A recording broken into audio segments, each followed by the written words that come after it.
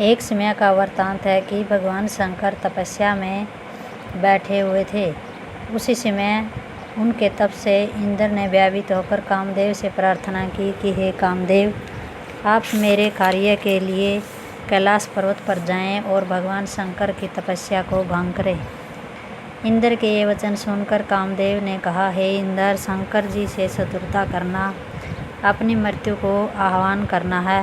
फिर भी आपकी प्रार्थना के कारण मैं वहां जाकर अपने प्रपंच द्वारा उनके ध्यान को नष्ट करने का प्रयत्न करूंगा। हे राजन, ऐसा कहकर कामदेव कैलाश पर चला गया और अपनी सेना के सहित शंकर जी पर धावा बोल दिया। किंतु ज्यों ही उसने धनुष से अपने 5 बाण छोड़े, त्यों ही शिवजी ने अपने तीसरे नेत्र से उसे भस्म कर दिया। जब रति को अपने पति के मारे जाने का समाचार मिला तो वह रोती हुई भगवान शंकर के पास आई और गिड़गिड़ा कर कहने लगी, हे भोलेनाथ, जब आपका नाम सुखदाता है तब मेरे पति को भस्म कर मुझे दुख क्यों दिया गया है।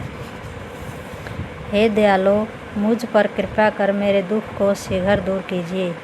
यह सुन भगवान शिवजी ने कहा कि हे रति, तुम्हारे पति ने यहाँ आकर व्यर्थ ही मुझसे युद्ध करने की चेष्टा की थी। उसको इस कुत्सित कार्य का दंड मिल चुका है। किंतु तेरी प्रार्थना सुनकर मैं तुझे वरदान देता हूँ कि तुम्हारा पति कृष्णावतार में रुक्मिणी के गर्भ से प्रद्युम्न नाम से उत्पन्न होगा और बाद में शंबर नाम के राक्षस द्वारा समुद्र में फेंक दिए जाने पर एक मछली उसे निगल जाएगी।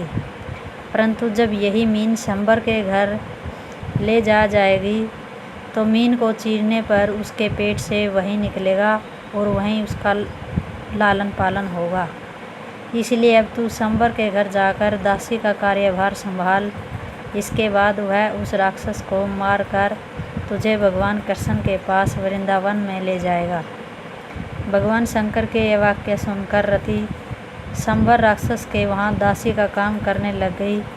और उधर जब कामदेव ने प्रद्युम्न नाम करके रुक्मिणी जी के गर्भ से जन्म लिया तो नारद जी ने शंभवासुर से कहा कि हे दैत्येंद्र, तुमको मारने वाला श्री कृष्ण जी के यहाँ उत्पन्न हो चुका है। नारद जी के वाक्य सुन शंभवासुर भयभीत होता हुआ द्वारिका में पहुँचा, जहाँ रुक्मिणी जी सोई हुई थी। उनके शैया से प्रद्युम्न को उठा सागर में बहा आया।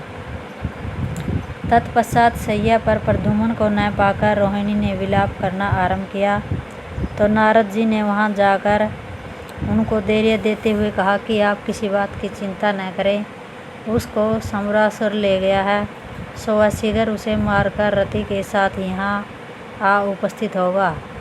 हे राजन, नारद जी के ये वाक्य सुनकर रुक्मिणी तथा अन्य द्वारिकावासियों को कुछ धैर्य हुआ।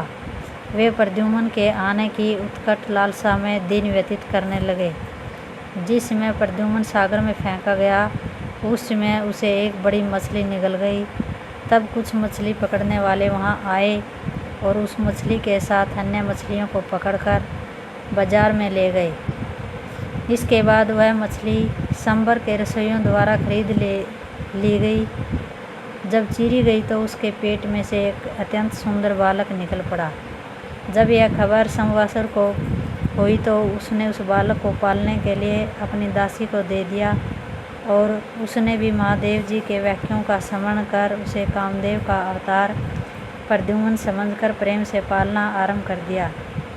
इसके बाद जब वह सयाना हुआ तो इस दासी रूप रति ने उसे शास्त्र और शास्त्रास्त्र विद्या का पढ़ाना आरंभ कर दिया। और जब वह 12 वर्ष का हुआ तो एक दिन उसे सभा में बैठा देखकर शंभवासुर ने ज्यों ही उसे अपना बेटा कहा, त्यों ही वह दासी के पास आकर कहने लगा कि हे मैया, क्या वास्तव में मैं इस राक्षस का पुत्र हूँ। प्रद्युम्न की यह बात सुनकर उस दासी रूप रति ने हंसकर उसे आदि से अंत तक की सारी कहानी सुनाई। पूरा वृत्तांत सुनकर वह सीधा शंभवासुर की सभा में चला गया और उसे ललकार कर कहने लगा, हे दैत्यराज, मुझे मालूम हुआ कि तू वास्तव में मेरा पिता नहीं बल्कि बड़ा भारी शत्रु है। अतः मैं समुद्र में बहाने का शीघ्र फल देकर आज तुझे सुखपुर भेज देता हूँ। हे राजन, प्रद्युम्न के मुख से वचन सुनते ही सम्रासुर ने क्रोध में पागल होकर उसे ज्यों ही मारना चाहा, त्यों ही प्रद्युम्न जी ने शस्त्रास्त्रों से घायल कर पृथ्वी पर लिटा दिया और इसके बाद तलवार के एक ही वार में सदा के लिए पृथ्वी माता की गोद में सुला दिया। जब यह समाचार दासी रूपवती ने सुना तो वह अपने यौवन से तत्क्षण 12 वर्ष की आयु धारण कर वस्त्र आभूषणों से सुसज्जित हो गई और जिसमें प्रद्युम्न सम्रासुर को मारकर घर आया तो रति के अत्यंत मनोहर रूप को देखकर मोहित हो गया।